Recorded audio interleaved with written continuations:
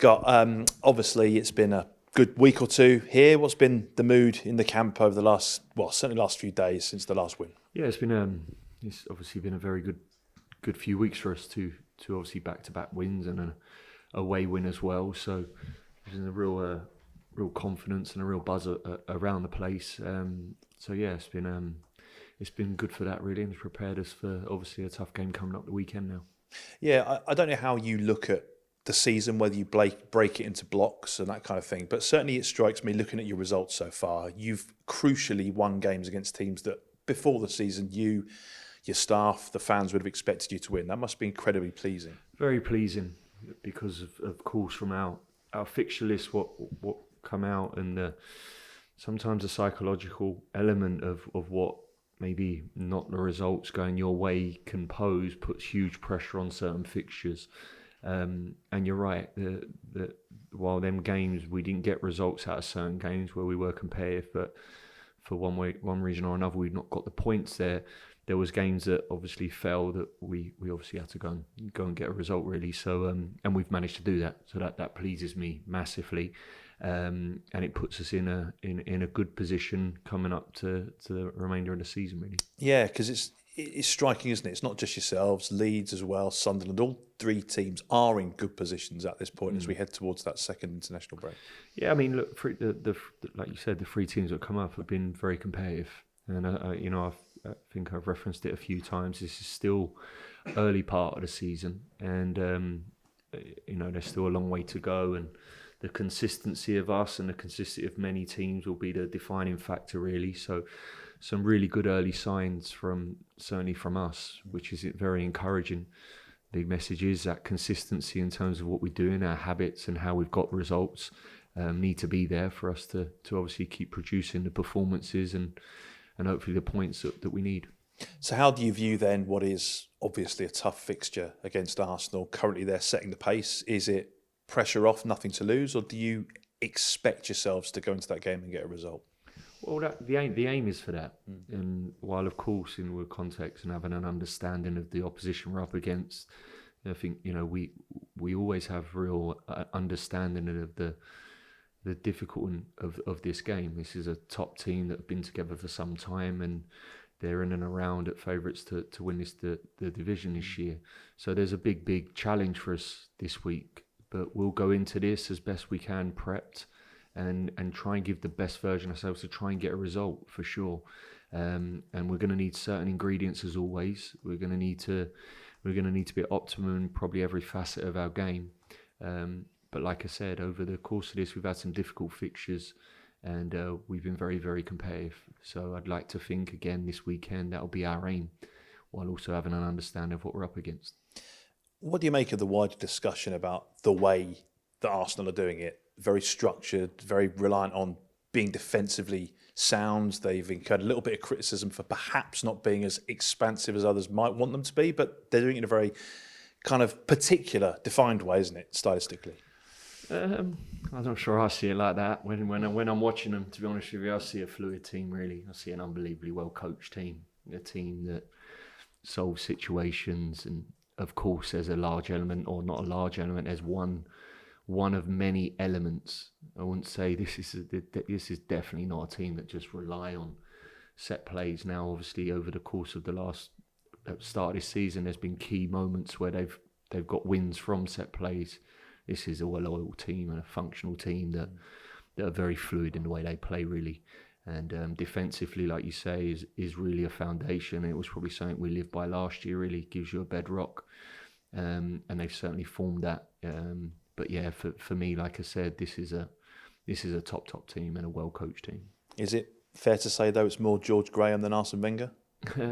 No, I wouldn't say that either, to be honest with you. No, I wouldn't say that. But maybe I see it a little bit different. And when you're watching teams and you see the level of detail what's obviously gone into certain parts of their game, it's very, very evident of where them details are. And there's I think full credit to Mikel, because like I said, there's a lot of facets to a game of football. One is how you play attacking, defensively, and set plays, and they're ticking a lot of boxes.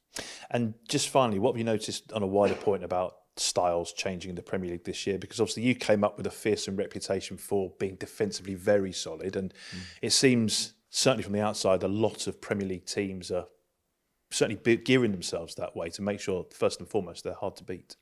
Well, I think as always, the game evolves very, very quickly and it goes through stages. And we probably recognised that trend early on this season when we're prepping for this season. That you can see the game's starting to change a little bit, and the game is becoming probably more defensively structured, more solid. Our teams, set plays are now starting to come back into fashion a lot.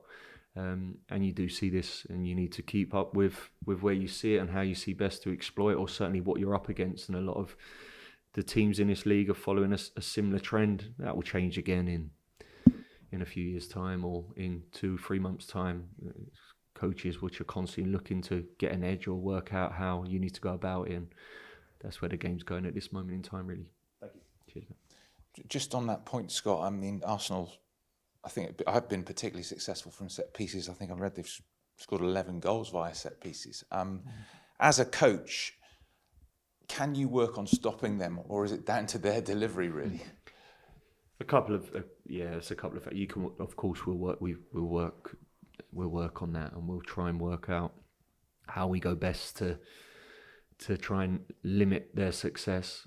Large parts is, of course, you've got deliveries, 9 times out of 10 are on the money, runs, and they're obviously well drilled in knowing where they're going. So yeah, look, we'll be drilling as doing everything we can to try and work out how we can stop this and how we can be effective to nullify it, really. But like you said, they're good at it. And they've only conceded 3 goals, which is extraordinary. I just wonder what do you think makes them so difficult to score against? They're just a very good, well-structured team, and yeah, they have a real clear understanding. Look, they've got unbelievable players, very, very good players that, in certain moments, that how probably Mikel wants to go defensively can change. He's got the confidence in players, whether it's man for man, whatever it may be. That they're very good players. In saying that as well, they're just a well-structured a team that's been together now for some time, and I think you can see that in the way they play and in every part of their game, really. Back at home this weekend, had a couple of wins at home and an incredibly narrow loss to Liverpool. How important is it, particularly in games like this, that Turf Moor is a hostile place for teams to come? That's the aim. That's what we need it to be, really. We need to, we have an incredible home record over the course of the last 14, 15 months here. We've been hugely competitive. Fans have been every part of that, really. We need to make this place very difficult for teams to come, and we've proven that. And we need to make that exactly like that this weekend, really. So while we're up against a very good team, we need to have a real understanding of what this team don't want to face, and that's hopefully the team we're going to be. We're doing the polar opposite to what Arsenal ultimately want. We're going to need to bring absolute humongous energy into this stadium. Our players are going to need to bring big energy, unbelievable spirit, and with that, we try and make it as uncomfortable and try and get a result at the weekend. Obviously, Lyle got the winner last time out at Wolves, but Dubravka made the sort of match-winning save even after that. I was just wondering how important is a player's Premier League experience like him in a situation like that? Key, yeah, very key. And you probably start working out at the beginning of the season when you're trying to recruit and you're trying to build a squad, and a squad coming up from the Championship into the Premier League. You want a real balance and a real mix. And certainly people what have got a T-shirt and been there and have an understanding of Premier League, the quality of Premier League, what's needed at Premier League is key, really. And Martin's been that, to be fair. He's been crucial for that with his experience, really. So, yeah. Just on your style of play, Scott, and perceptions of it, I suppose if you didn't follow your Burnley team closely last season, you might say actually Burnley were just very good defensively, gave nothing away, and that was that, which clearly wasn't the case last season. Your answer to the Arsenal question I thought was quite interesting. So is it just perceptions that because you're good at doing one thing, therefore you're not good at doing something else? Yeah, that's how I see it, Scott, to be honest with you. I think that's the world we live in, mate. What's the cry out at that moment? The cry is you've not conceded in 10 games or whatever it may be, and that will be the main topic. A team that's sitting top of the Premier League, or a team like us last year, if anyone thinks that it's because Arsenal just score from corners, or us last year just got 100 points from not conceding, having this defensive bedrock, that not so far from it really. There's a lot more things what get involved in that really. I know your 3 wins have come against Wolves and Sunderland and Leeds, but your performances against the other sides, and we just touched on Liverpool there at home especially, those performances, United away, Tottenham away to a degree, are they just as important? I know you didn't get points from those games, but the performances in those games. Yeah, it's a great question. They are.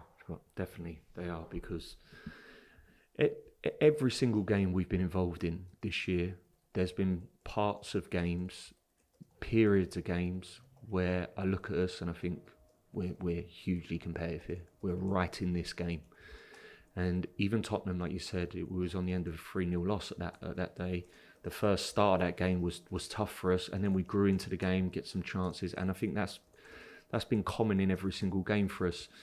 And I always say it's a squad constantly learning. I do see a progression. I see us from the weekend where I could arguably say I thought it was the best we've probably played with the ball as well.